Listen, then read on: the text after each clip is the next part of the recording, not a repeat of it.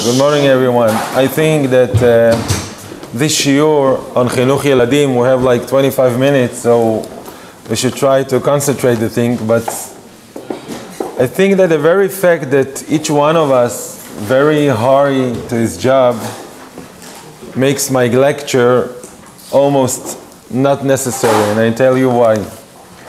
Because the very main problem in Chinuch is that we are really busy. We don't have time even to listen about it.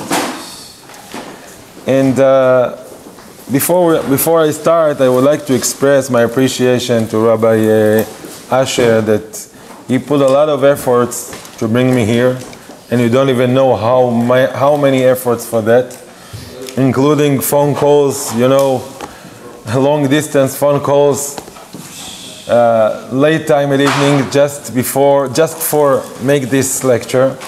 So I really appreciate your attention, and all those guys who are still dealing with the food will be seated. I think that what we're going to talk right now, it will be very, very benefit to every one of us. Even as the Rabbi mentioned, that there are some who needs consultation for their grandchildren, it's also going to help. I want to read you a story, this real story. This is a letter that one of the teenagers in Israel, he wrote to his father after he went away from his home. And my rabbi actually treated this case. And I would like to read you the letter that he wrote to his father after he escaped away from his home. Daddy, I call you Daddy, trying to awake your chilly heart. But I know that it is indirect call. I had never felt that you are my father. I just felt that you are a cruel enemy. The most of what I remember from you, that you was yell at me. But those yells didn't give me anything.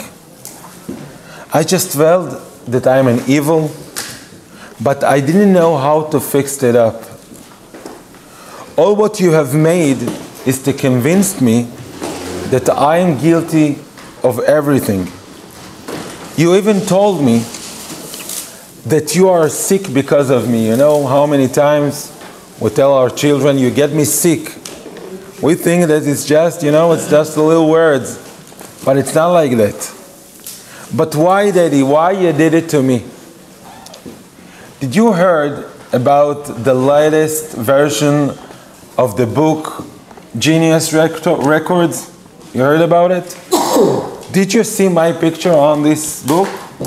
You saw me? You didn't saw me. I broke a new record. You know which record? I was walking on a rope between two mountains, and I didn't fail. You see me here. But the management of this book didn't disagree to bring me into the book. You know why? Because I told them that I stretched the rope from my kitchen to my salon on the floor. But I can assure you that I was walking only on the rope, but the rope was on the floor. What does really make a change if there is a floor under me, or maybe there is 50,000 kilometers around under me? You know what's make the difference? Because the skill of someone who really did it is not in his legs, in his mind. When he started to walk, if he start to imagine to himself success, which means I'm going to make it, the press is waiting for me, I'm going to get into the Guinness book. So he encouraged himself, that's give him the powers to make it done. But if someone start walking and he always thinking about failure, he always think I'm going to fail, what the nonsense have I done, how foolish am I, that's the way he's going to fail, right? The same principle in our kids. When we try to draw a good picture to our children, they start to function as well. Which means, let's say that you have a 7-year-old daughter, and she says to his mother, I want to help you to clean the table. So she said, okay, you help me. So she take a plate, on a plate, on a plate, on a plate, and then she take a glass, on a glass, on a glass, on a glass, and a pile of forks on the top, and she start walking to the kitchen. So what we tell her? Be careful, it's going to fail. It's going to fail, it's going to fall down, it's going to fall down. Then it's fall. Then what we say? You see, I told you. We didn't told her. We just created. You know what we created? We created because as much as we focus her attention on the failure, that's what's going to happen. And if we focus her attention for the success, that's the way she's going to function her way. And the first time when I was giving a lecture in America, it was like 12 years ago. My first lecture in America was here in this building. You know, Rabbi? In this building, yeah. There were Mrs. Dina Moshe. You know her, Dina Moshe? She brought him for the first time here in Bukhara Jewish Center, one of the floors, I think maybe, I don't know where, but in this building. And in my first visit here, the someone who hosted me was Avi Nisanyan. You know Avi Nisanyan? He hosted me in his house. So when he went to work, he told me, I'm going to drop you on ground zero. And you see that the place that, you know, just a few months ago, there was the pigua, there was the explosion over there. So I went there. I was standing like this. There is no building, you know, and I just tried to imagine to myself, wow, what's just really happened a few months ago? And then it was surrounded with the fans and the pictures, very sad pictures from the explosion hang on the fences, and very sad musical in the background.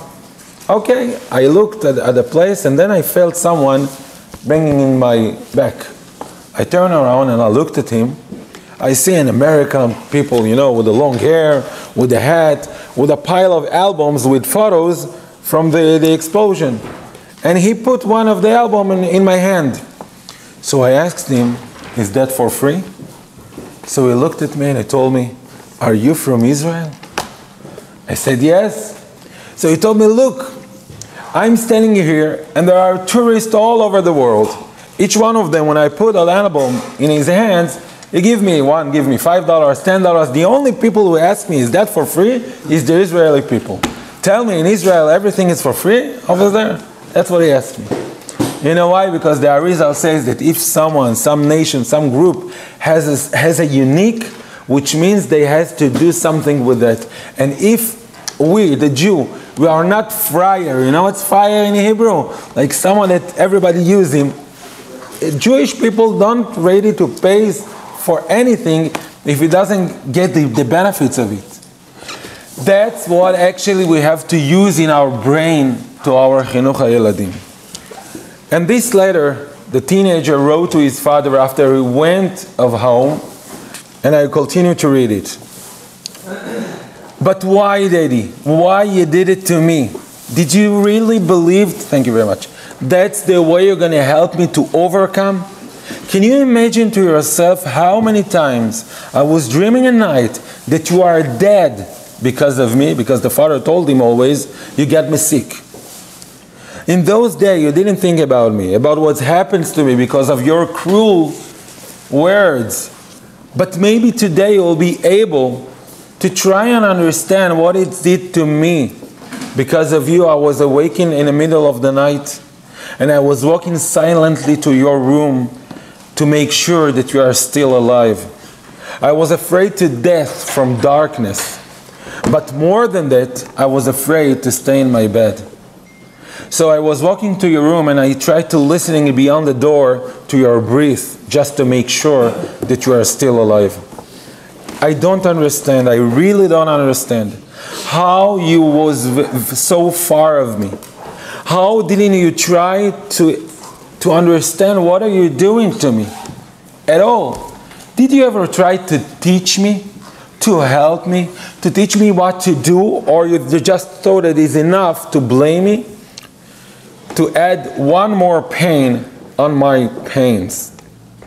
Maybe you got nervous because you yourself didn't know what to do.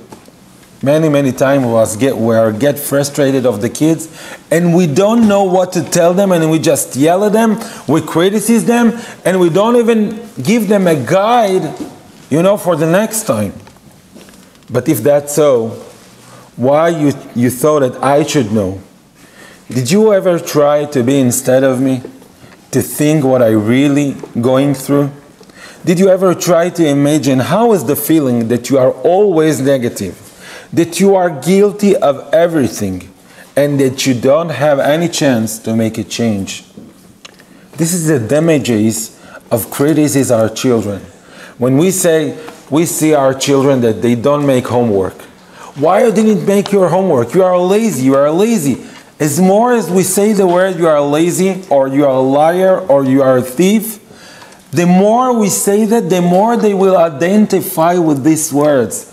Because little kids, they don't have the sechel, they don't have the mind to think against their parents. No, they just internalize the thing. If you tell him you are lazy or you are a liar, he starts to internalize this, identify. You obviously really like that. And then you was made fun of me about the results of your abuse. You made fun of me for being a loser, for being a big crybaby, that I am a failure. You was laughed at me for everything. Even my words that I really write down, the words are really cold, but my eyes know. Why didn't you understand that your sharp rebuke couldn't give me any benefit? What did help to you that you convinced me that I'm not just a total failure, I'm also cruel and evil? I believed you. In an innocent of a poor child, I believed you all. I believed you also that I'm guilty, the fact that you are not healed. But what did you get it? We have to remember, sometimes we have some issues about discipline with kids, right? Sometimes you tell him, get into your bed, and he say, no, I don't want to get a bed. Or you tell him, do your homework, and he say, no, I don't want to do my homework. And we start struggling with them, and we start fight with them, and we actually make a big nonsense. And I'll tell you why. Because did you ever visited in the store Amazing Savings in Brooklyn? You ever been there? They have one here too. Yeah? When you come into the store, you can listening to music, right? There is some music in the background. For the first 2 minutes, you recognize the music, you recognize the song, but after 2 minutes, you just put your focus on the prices, on the products, and you don't even realize, right? The same principle in our home. When we're talking to the kids, do that, don't do that, do that, don't do that, do so, we start to create an atmosphere of talks. We're always talking. So the kids start to be deaf. You know why? 12 years ago in this building, when I talked about this point, one of the women on a lecture, she asked me, she told me, you know what? I was sure that my child is a thief. He's a deaf. I was sure about it. She took him to the doctor. The doctor made all the tests, and he told her, you know what? He is a deaf, but only to your voice. You know why? Because you're always talking at your home. So he actually getting used to the fact that the environment in our house is talks. We're always talking. So he don't even listening to us. You want a proof for that? When mother tells to her husband, she whisper, what do you say? Maybe tomorrow morning we're gonna go. Then, even if he, in the middle of his toys, he starts, what did you say? What did you say? What did you say to father? I want to know what you're talking about. You know why? Because we don't make it directly addressed to them. We have to know if we want our child to internalize discipline, to follow our orders, we have to say much less orders so we will be able to be consistent. When I say, for example, I told him, Yossi, I want you to take off your shoes and I want you to put it on a corner of the room. In the beginning he said, no, I don't want to do it. I hold him and I say, Yossi, now you put your shoes in the corner. And I repeatedly say it again and again for 15 minutes. Finally, Eventually he's going to do it, right? Because he wants to go to play, to do something, and he don't allow to do that till he put his shoes. Next day, I did the same thing, exactly the same thing. Yossi, please take your shoes, put them on a corner. One more time, 15 minutes every day. What do you really think after 10 days, after 20 days? When I say, Yossi, put your shoes in a corner, he do it immediately. You know why? Because he really internalized when my father says something is committing me. I cannot get away of it. And it's very, very important. So as less as we're talking to them, as less as we demand them to do things, we have the power to stay consistent. And they have the power to follow our orders. And it's really, really important. That's what we write in high here. He says like this, I know, today I really understand that you was angry with me, that I was not intelligent enough. It really gave you frustration. Eventually you have the merit for a Ben Zachar, someone who's going to grow up to be Talmid Chacham, to be Tzaddik. And you wanted to be the educational model to someone who showed the world how he and only he know how to grow up a very educated children. And what did you get? Silly son. Even today, when I'm adult, when I'm writing this letter for a therapeutic needs, I'm trembling from the word stupid. I cannot imagine what this word did to me. Unbelievable how you succeed your efforts, so I will identify with that word, stupid. Even today, when I hear someone around say the word stupid, I'm sure that he means to me. And one of your advantage was no doubt your sense of humor.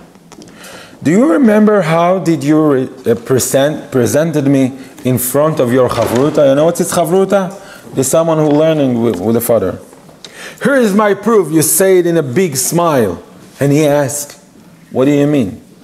And you answer, this is my proof. The intelligence is not inheriting from generation to generation. That's the way you talked on me, in front of me. And I'm not exist. I'm not a human. I have no feelings. I have no soul. I have no spirit. I also have to pretend that I really enjoy your cruelly joke, because if I won't do it, you're going to laugh at me that I have no sense of humor. But why, Daddy? Why didn't you go to the artist who created me?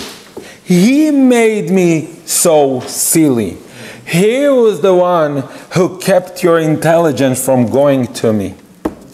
Why didn't you complain to him? Because you are Yerei Shamayim?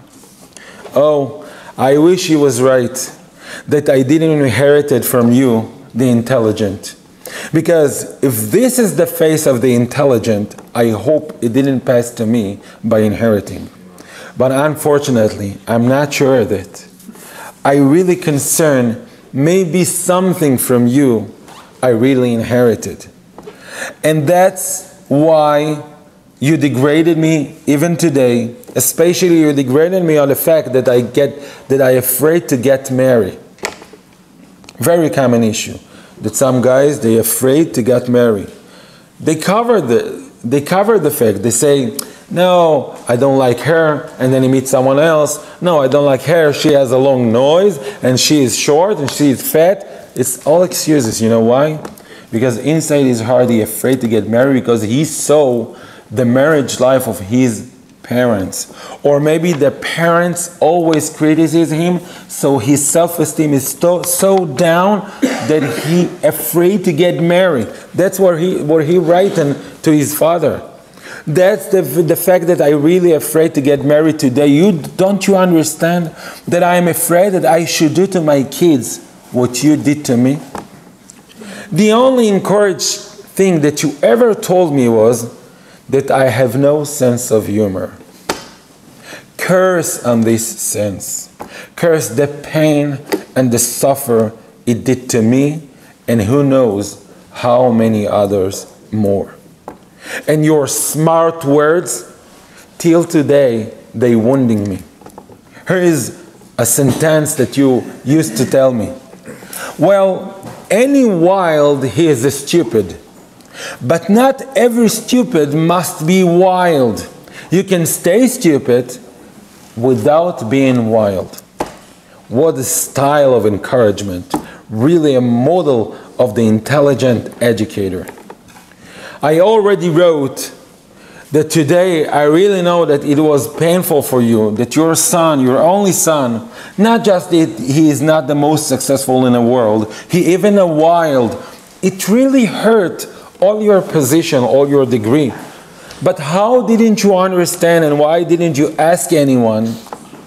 You decided that I'm a wild because I hate the world. Where did you get it from? This is a whole big nonsense. I didn't hate the world, I was jealous them. Many times we don't know to give the right interpretation to our children's behavior. And we're really sure that he wild because he wants to do something, he wants to go against the system, he wants to go against his parents, against his teachers, and it's not true. Sometimes he jealous them. He wants to be successful like his friends. But when he feels that he cannot make it, he starts being wild. That's right, he says, that's right, that I was abused on Gabriel, one of his friends in third grade. But why? You know why? Not because hatred, just because of jealous. Because every day his father was walking from work through the school and take him, and I saw him how he was running towards him with a happiness on his face. I couldn't suffer it because I had never felt happiness to see you. If I was walking next to you, trying to touch you, trying to pretend it like I really feel good with you, you always was reject me. You stuck in my feet. Keep away. That's the words you used to say. I'm not capable to write anymore. I just want to rip this paper down, to erase these cold words. I don't believe in a therapy through writing a letter, because I'm screaming, I'm yelling, I'm crying. But the letter stay cold. Cold like my father, cold just like my entire life. Well, it might be sounds like extremely case, that happens every day, but if we try to really be honest with ourselves, to test ourselves, we'll see that it really might happen to us also. Because if we pick up a way of criticism, and we criticize our children, and which is automatically responds, you know, he did something, let's say that your child made an uncareful motion and he broke a glass on a floor, okay? Now what we say, don't you have an eyes? Look what you've done. That's it. But we didn't give him any tool to avoid from the same situation for the next day. Because the next day he might do it also. He has not have nothing to, you know, to prevent him from doing this. On the other hand, we could respond different way. We could say, look, David, now you broke a glass. Okay. Do you know our great plates of Shabbat? Do you remember them? Yeah.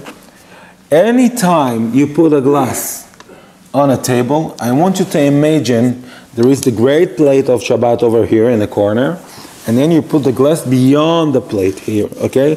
So even if you fold it, it's not going to break. Now you give them a guidance. Now he knows what to do for the next time to avoid from the same situation. But most of the cases, what we do, we actually criticize them, we yell at them, we make their self-esteem so low, and we don't give them nothing for the next time. We don't teach them, we just criticize them. Now during the time, a child starts to internalize a self-image. He starts to internalize, what is the picture that I have on myself? You know what? That I'm a failure, that I'm negative personality. That's the way he sees himself. That's the way he's going to make his life. Let's say, for example, there is some Avrech. You know what's Avrech? Someone who is regulus from born. You know, he got regulus education with kippah, with tefillin, every day. He didn't be Mechalel Shabbat since he born. Now let's say, for example, that he sits alone at his home, he is alone in Leil Shabbat. And now, suddenly, the electric was shut down. What is the chances from 1 to 100% that he's going to pull the plug up? Zero. What do you say? Zero, right? He's not going to do it. Why? Nobody look at him. It's within him. Which means Yirat Shamayim, right? Despite, I know that nobody sees me, but Hashem sees me, right? But it's not Yirat Shamayim. You know what this is? It's the self-image. Because in his education, when he grew up, I see myself that I'm not under the title of Mechalel Shabbat. Mechalel Shabbat? Are you crazy? I'm not going to do it. This is a self-image. There is another guy that he is already Mechalel Shabbat, but if you give him a bacon to eat, even if he's starving and he's going to throw you from stairs. Why? I'm going to say, are you crazy? It's not because of Yirat Shamayim. If he had Yirat Shamayim, he wouldn't Mechalel Shabbat. Not at all. So it's not because Yirat Shamayim, it's because the way he grew up, the self-image. I'm not under the title of Ochel Chazir, Chas v'Shalom. And there is someone, he's Mechalel Shabbat, and he's already Ochel Chazir, but if you tell him, I want you to eat in Yom Kippur, he's not going to eat it. Or if you tell him, you have a baby born, don't make Brit Milah. It's not necessary. He will look at you, are you crazy? Brit Milah, I'm a Jew. But you Ochel in Yom Kippur, but you eat in bacon, you Mechalel Shabbat. It's not a matter of Yirat Shamayim, it's a matter of self-image. What is the image that I have on myself? As much as we encourage our children, we give them good words. You are positive, I like you, I trust you. As much as we trust them, that's the way they're going to see themselves, and that's the way they're going to make their life. And this is the secret of the life. You want your child to behave, you want him to make a progress, you want him to make one step forward. Start, instead of criticism, instead of show him how negative start to encourage him. Start to trust him. And even if he failed, he stole something, tell him, look, I know you since you're born. I know how honest you. I trust you.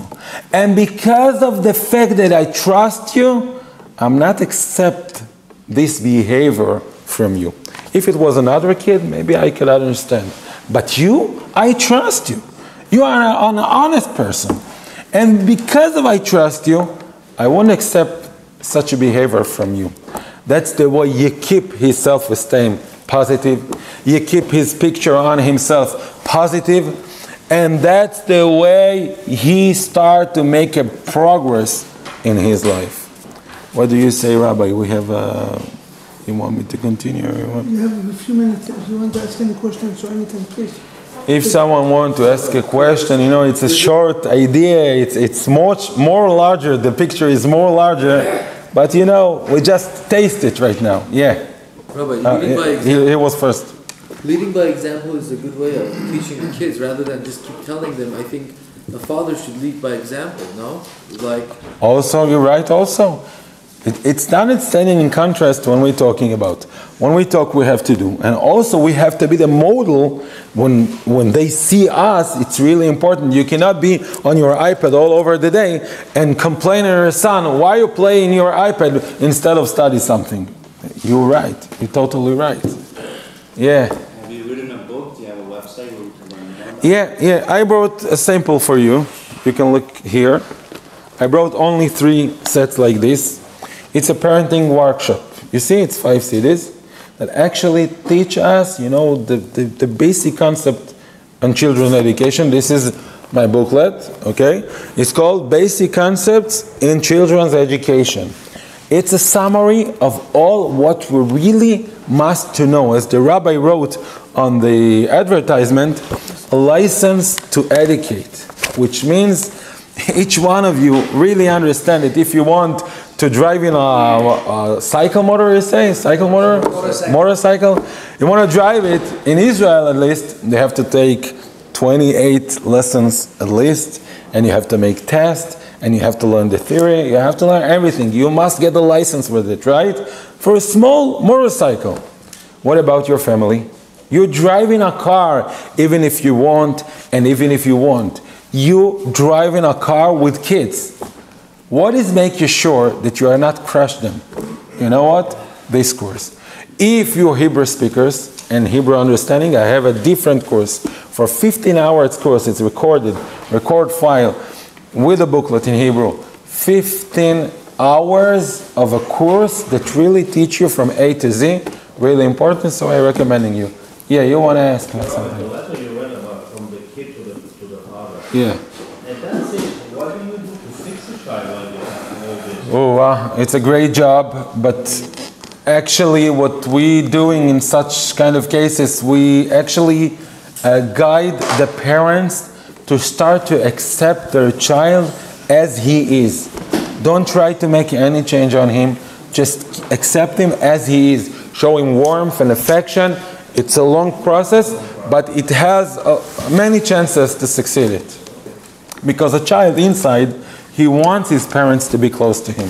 He really wants it. Even if now he hates them and he fight them, but inside his heart, he really needs them. So it's actually help us to make them close again.